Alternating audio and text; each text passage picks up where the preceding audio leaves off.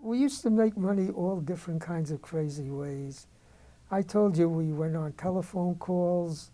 Uh, we we did things for other people, and a good way of making money was by playing pool. And this friend of mine was a very good pool player, and they knew him in the neighborhood now, so nobody would want to play with him.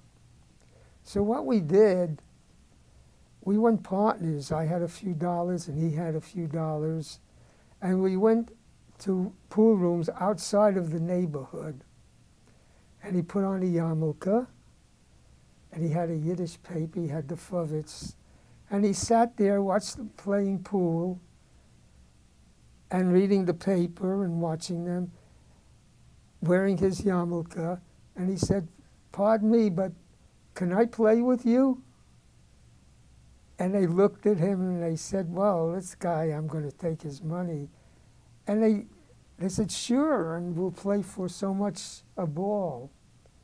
And he did, and we won a lot of money that way. And we used to go partners. And so, you know, it was we knew of the wrong things to do, and we knew of the right things to do, and we knew of the wrong people, but we mostly hung out with the right people.